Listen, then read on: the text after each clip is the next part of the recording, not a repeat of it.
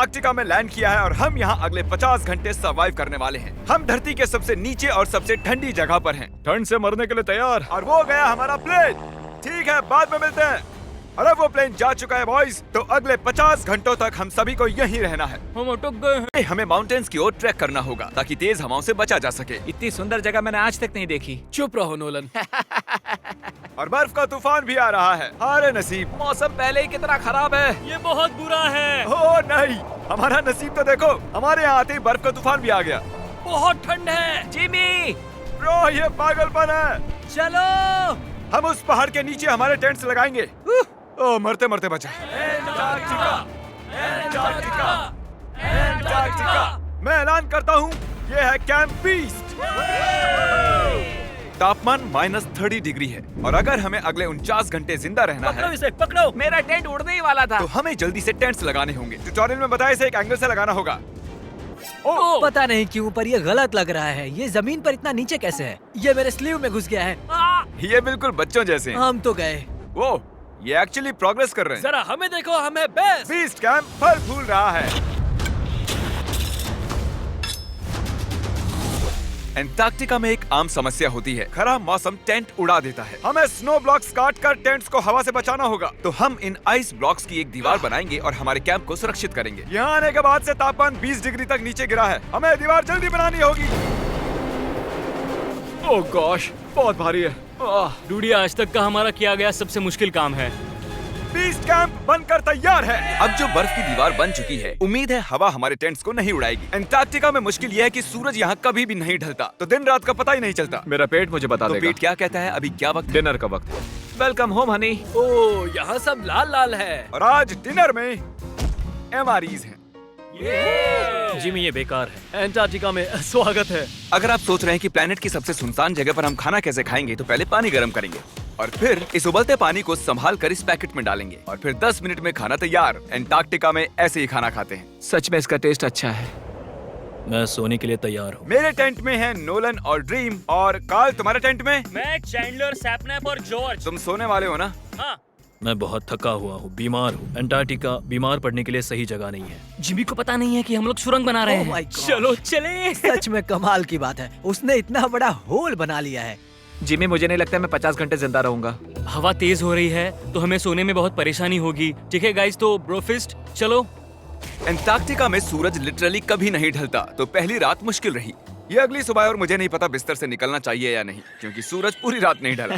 पहली सुबह हालत बहुत खराब है। ब्रो, एंटार्क्टिका एक मजेदार जगह नहीं है। मैं बीमार भी हूँ, खांसते खांसते खून निकल रहा था। एंटार्क्टिका में टेंट से बाहर जाने से पहले लॉन्ग पैंट पहन लो और एक लॉन्ग स्लीव शर्ट और एक लॉन्ग पैंट और एक तीसरी पैंट, एक जैकेट और जैकेट के ऊपर एक और जैकेट, एक स्की मास्क और ये जो भी है ग्लव्स और ग्लव्स के लिए ग्लव्स और गॉगल्स ताकि आंखें जम न जाएं। और इतना कुछ पहनने के बावजूद अब भी फ्रॉस्ट बाइट हो सकता है। दूसरे दिन की शुरुआत में 2 ऐसी बहुत ही जरूरी चीजें हैं जो हमें करनी होंगी। नंबर 1, आपको लगेगा एंटार्क्टिका में कहीं भी सुसु कर सकते हैं, लेकिन ऐसा नहीं है। हमें इन बॉटल्स में सुसु करके वीडियो के अंत तक इन्हें साथ रखना होगा। यहाँ -20 डिग्री है, देखते हैं मैं कर पाता हूँ या नहीं। मैंने कर दिया। उसने कर दिखाया। दिया मैंने। बहुत बढ़िया। ओह, इसमें पूरे 5 मिनट लगे। और नंबर 2, सबको टॉयलेट भी जाना है, तो हम टॉयलेट टेंट बनाने के लिए कैंप से दूर जा रहे हैं। मुझे टॉयलेट जाना है। एंटार्क्टिका की सबसे बुरी बात है कि बर्फ के बड़े बड़े तूफान अचानक से आ जाते हैं और हमारी स्किन लिटरली जमने लगती है। ओह नो, हमारा टेंट! ओह, बदमाश टेंट, बदमाश! उसे पकड़े रखो। नीचे रहो टेंट। काम कर गया। ये बकेट है मेरा टॉयलेट और वो है मेरा बाथरूम। मैं एक बेहतर इंसान बनकर वापस आऊंगा। नोलन, तो कैसा रहा? मेरी जिंदगी का सबसे घटिया एक्सपीरियंस था। वहाँ वो माउंटेन देख रहे हैं? फिलहाल उसका कोई भी नाम नहीं है और हर कोई जानता है कि माउंटेन पर चढ़ने के बाद हम उसका नाम रख सकते हैं। मेरे साथ कौन आएगा? मैं नहीं। मैं जल्दी से जाकर सामान लेके आता हूँ। ठीक है। मैं टेंट में कुछ भूल गया हूँ। मौसम इतना अच्छा नहीं है, शायद मुझे जाकर। हे, तुम मेरे साथ माउंटेन पर चढ़ोगे सिर्फ इसलिए क्योंकि मैं यहाँ अकेला बचा अगर हूँ। मैं गिरा तो किसी से तो हुक बंधा होना चाहिए ना। अच्छी बात है कि हवा नहीं है। सीरियसली, क्योंकि उस माउंटेन का कोई भी नाम नहीं है, तो अगर हम उस पे चढ़ते हैं तो हम उसका कोई भी नाम रख पाएंगे। Bye guys. बाय। अभी ऑपरेशन होल, कम ऑन। तो पिछले कुछ 20 घंटों से हम ये सुरंग बना रहे हैं और जब तक जिमी वापस आएगा तब तक ये बन जाएगी बहुत बड़ी, बहुत बड़ी, बहुत बड़ी। हम उस माउंटेन तक पहुंचे भी नहीं है कि पहला रोड़ा आ गया। ये बर्फ का समंदर, जरा ये नजारा देखो। अंटार्कटिका शानदार है। बहुत ही खूबसूरत। एकदम संभल कर जिमी। ओह, ये बहुत ही फिसलन भरा है। एकदम संभल कर। आज तक यहाँ पर 10 लोगों से भी कम लोगों ने कदम रखा हम है। उसी माउंटेन पर चढ़ने वाले हैं। चलो मरने से पहले वहाँ चलते हैं। सब एक साथ। ओह माय गॉश, देखना, फिसल मत जाना। क्या कमाल है। मैं डरा हुआ हूँ। मेरी दाईं ओर एक ढलान है। अगर मैं पीछे गिरता हूँ तो 2000 फुट लुढ़कते हुए गिरूंगा। जिमी, क्या?